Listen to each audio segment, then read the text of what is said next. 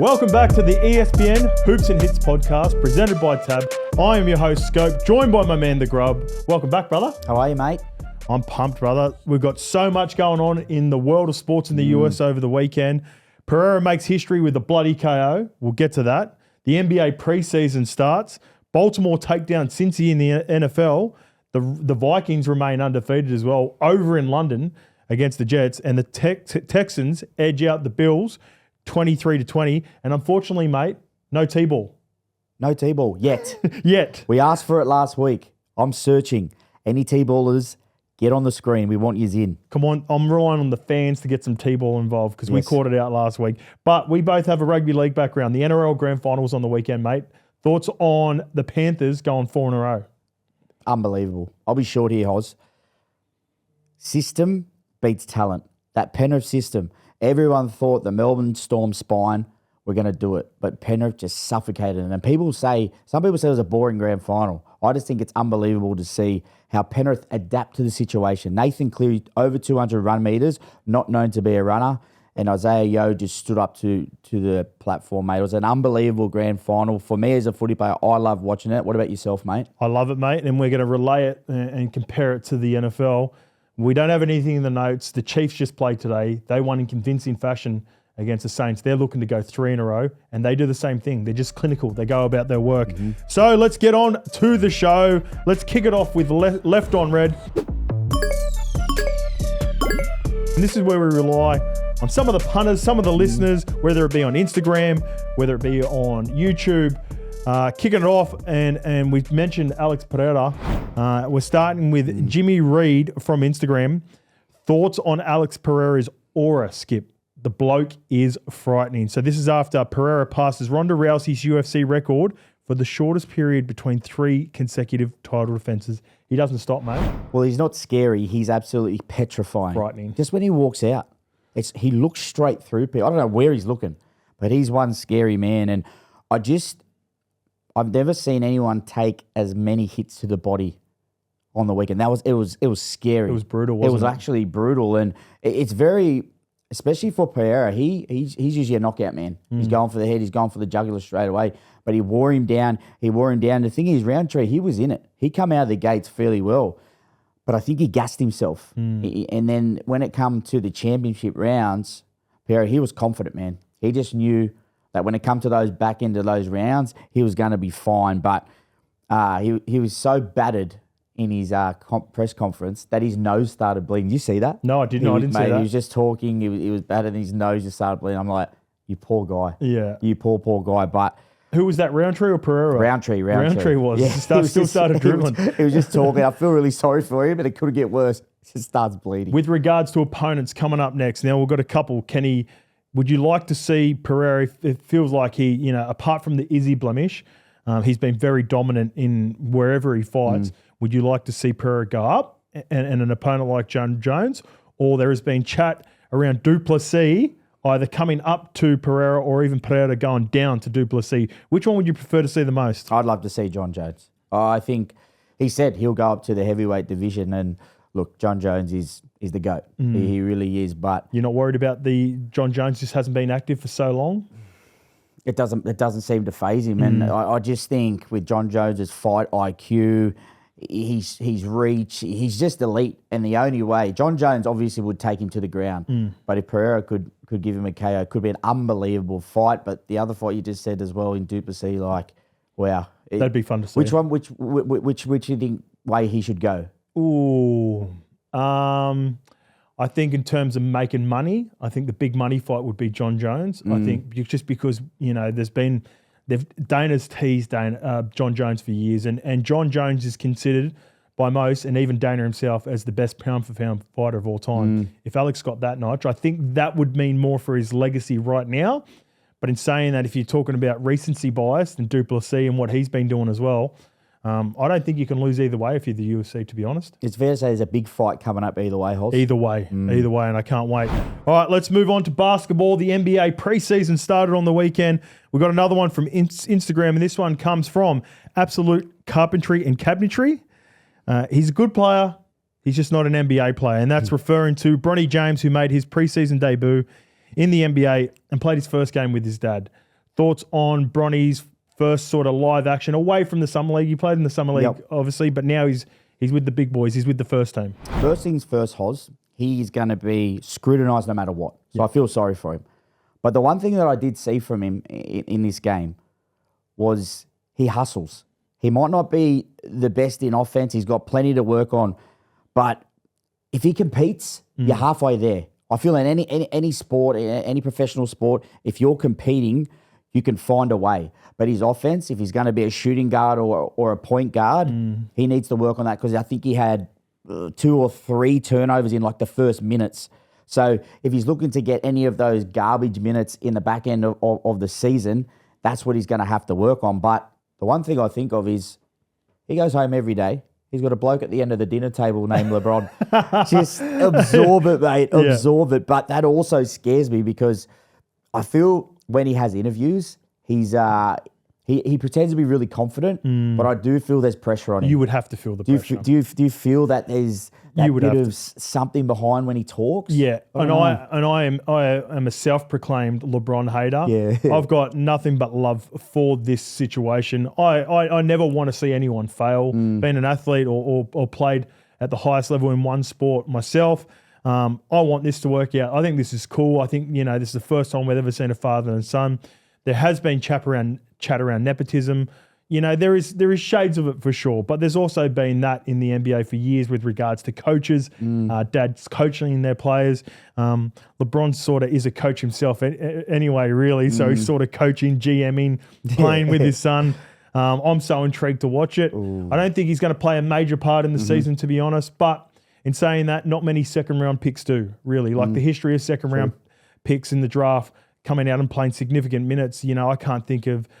You'd probably have to go through deep into rosters to find out second-round draft picks that actually play most seasons or not. Every now and again, you get a diamond in the rough. Speaking about father-son combos in the NRL, give Nathan Ivan a call, boys. Yes. Just need some help. What do you reckon? A bit of nepotism in that, I reckon, four championships in a row. Let's go on to Instagram as well, and this one comes from Harry Chan. This is epic. We're going to college footy. We love our chat on college footy. This is epic. Vanderbilt fans took the goalpost after a historic win against Alabama. This hasn't been done in years. So the question is, Grub or no Grub, taking down the post, the Vanderbilt fans taking down the post after the Alabama win? This was probably my hardest Grub, not Grub, because I had to have a really good think about this. Yeah. Would I have done it?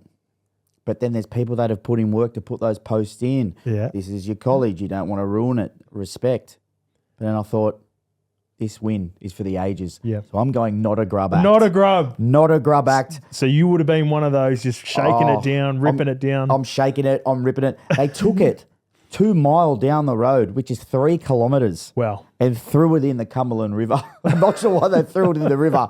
But man, what a win. Like, I think they've had 60 games against top 5 opponents and never won. Once in 60 years, I think this has happened. So unbelievable, mate. And look, Alabama, you just got to sort of say that big game against Georgia took it out of them. Probably come into Vanderbilt thinking easy dub, but Clark Lee's their coach. Yep. After the game, he said, this is a dream win. And he goes, for the next 12 hours, I'm enjoying this dream. Yeah. So I'd love to know what he done. I like it. I reckon he was a part of the crew that was throwing it in the lake down the road. Moving on to the NFL, Stephon Diggs, he gets the revenge in a thriller. And I've got a question here with regards. This one comes from Aaron Cogs. Aaron Cogs, how about these Texans? What a turnaround. That come on Instagram as well. Are the Bills too reliant on Josh Allen? Yes, I think so. And look, on Diggsy, he had a game. He had a really good game, and you could tell there was something in it. There was something in it with him and Josh Allen. That relationship didn't end well, did it? It didn't end well. Yep. But yeah, for me, Josh Allen, they started really well. But I think he threw for 9 for 30, which is like really poor for him.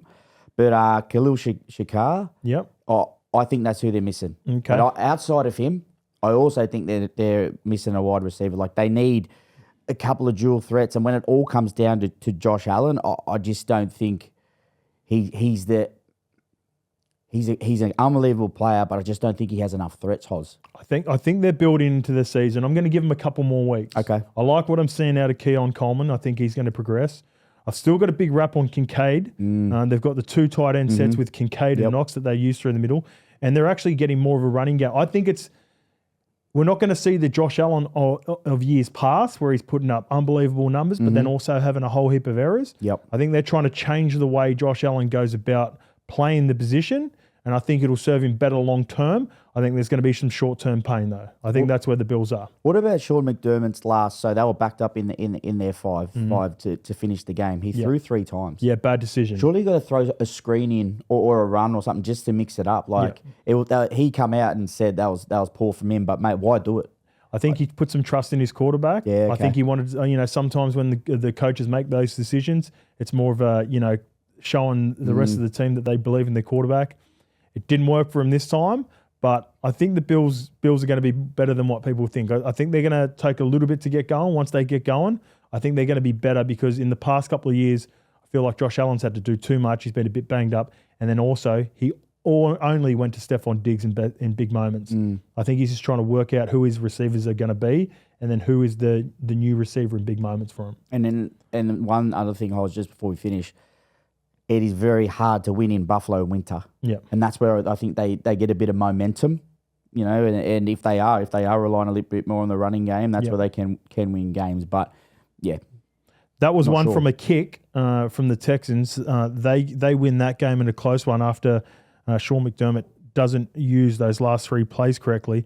There was a miss kick in the Ravens and the Bengals game, and this one comes from Chad Hazuri, Evan McPherson for the win.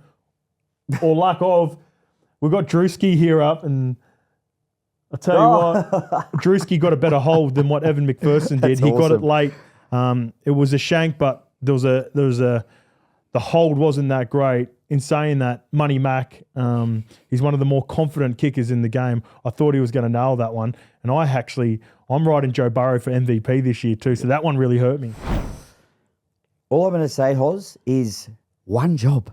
We say it in rugby league, you got one job. Kick the ball between the posts. And rugby league players don't even have one job. They've got multiple jobs and then still have to kick. One job, Hoz. That's all. But in reference to your Joe Burrow bet, I still don't mind it. But he's been unreal. Minus that first game against the Patriots, like he threw for 405 touchdowns on the weekend. Bengals, what he's doing. Him and Lamar were going toe-to-toe. He started well. Lamar started doing his best work late, come up with some crazy type plays. And then when we start talking MVP, Lamar's on track again. And do you think the Bengals can make the finals, the playoffs, with the slow start that they've had? Not that defense. Their defense is so poor.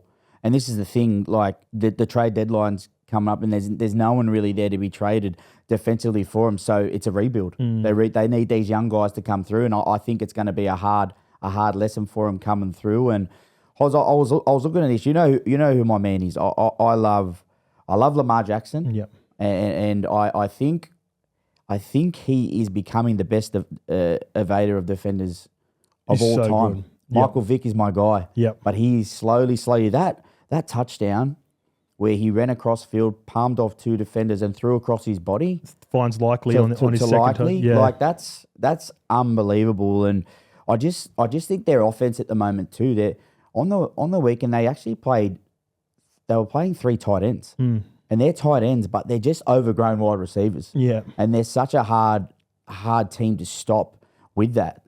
And so for me, at the moment, I think they're favourites. You like the Ravens? I really do. And look, when in doubt, give it to the King. Yeah, King that Henry. Last run. Overtime takes it 50 and gets him in the field goal position. So Justin Tucker, he just doesn't miss those. Moving on, and this one comes from Instagram. So we're going to talk about what's happening with the Cleveland Browns, most specifically what's happening with Deshaun Watson at the moment.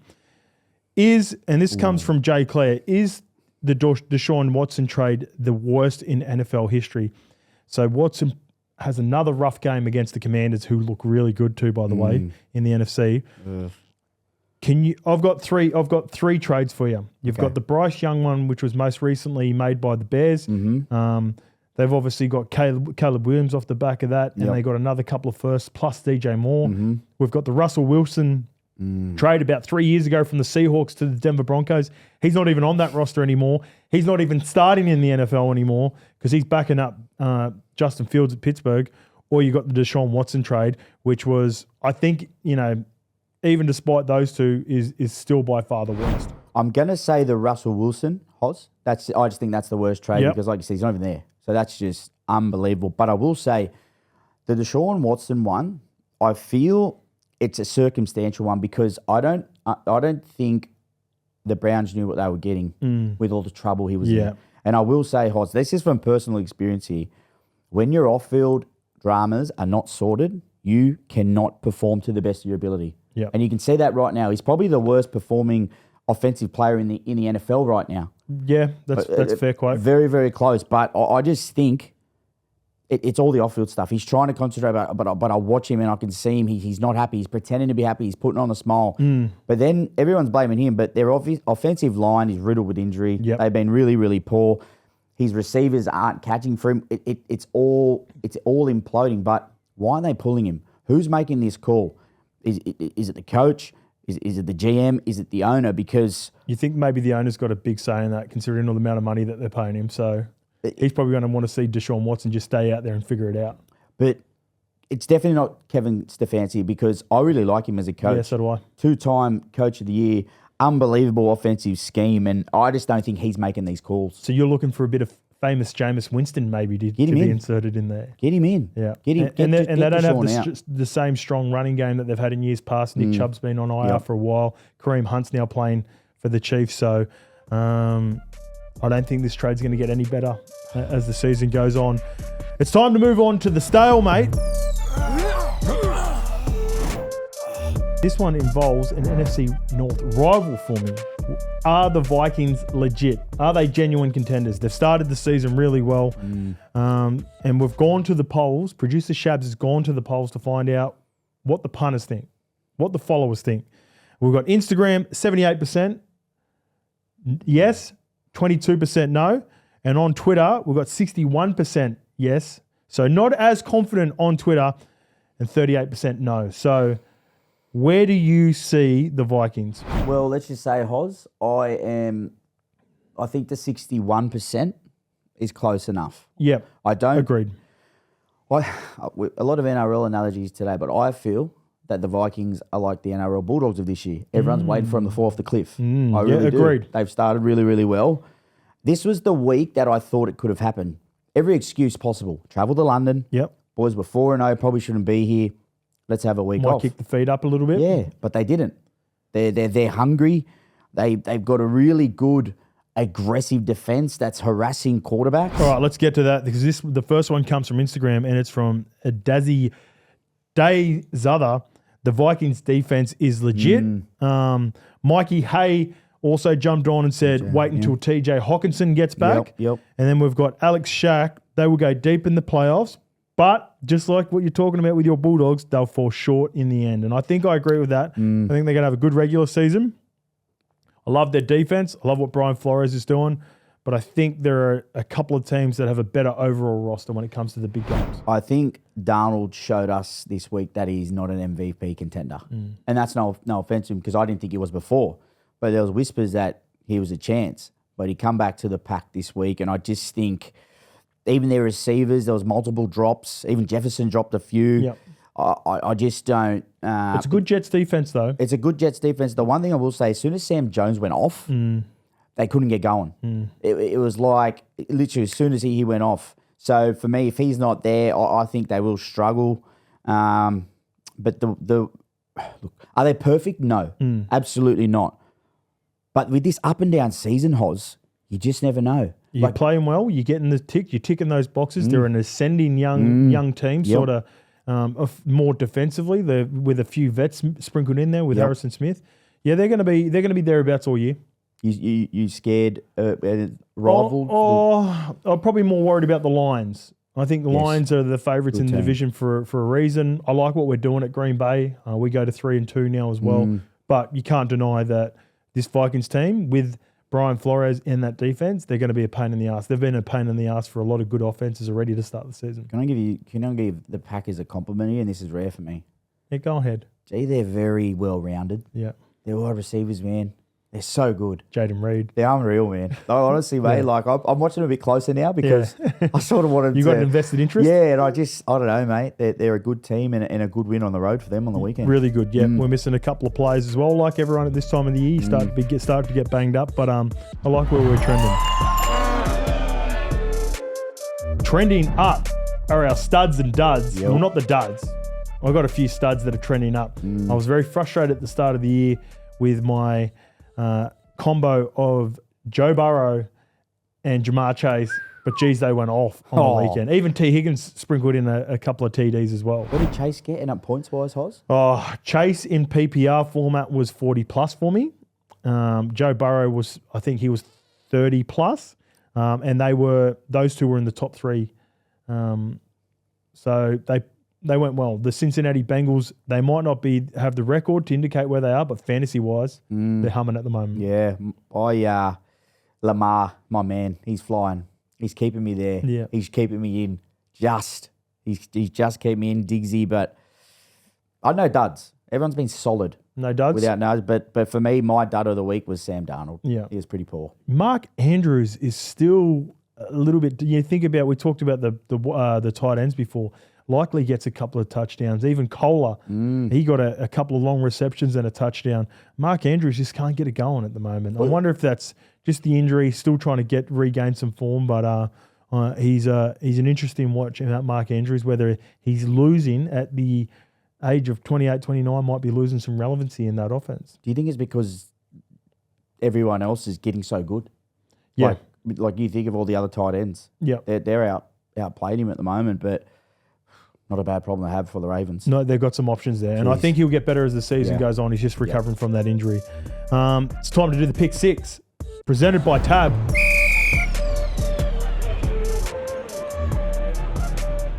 Cynthia, she's actually going all right at the moment. Yeah. So last week, she went 4 from 6 with the Chiefs getting the win today. So Commanders versus Browns, big tick. Bears versus Panthers, they get the job done. The 49ers, an uncharacteristic. They're struggling to get their season going at the moment. They lose to the Cardinals. The Packers versus the Rams, that's a tick.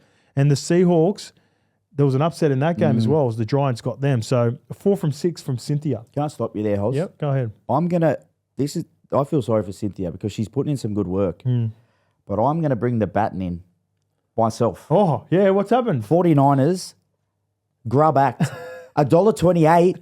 And you want to do it like that? Get out of here, man.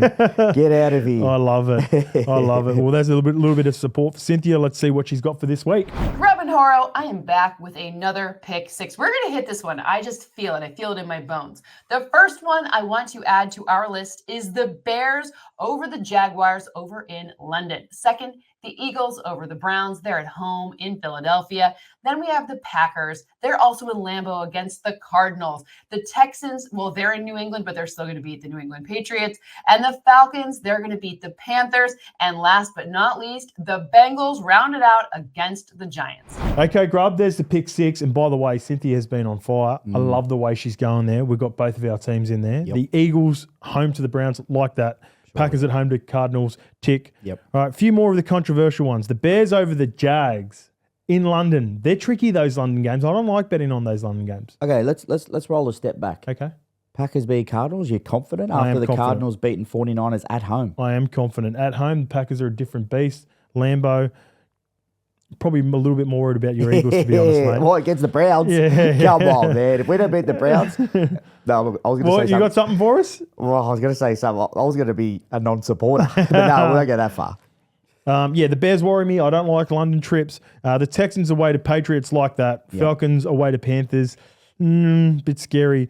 The Bengals away to the Giants. That looks like an easy dub on paper, but the way that the Bengals are playing, the inconsistencies that they've got, I think that's going to be good fantasy, not the best watch for Bengals fans. Do you think if the Bengals get one game, they can have a run? They can have a streak? I just feel they're a streaky team. Yep. That is actually the best way to explain the Bengals. They are streaky. Like, look what Chase done. And not many people can do that. And those two boys in Burrows and Chase, if they get hot, who knows? They've got some weapons. We've also got one from Instagram as well, and this one comes from Hamish Leader. The Lions will handle the Cowboys easily as well. You like that? I'm not going to say easily because it's at Cowboy Stadium. Yep. They're a better team there. And Lions coming off the bye, though.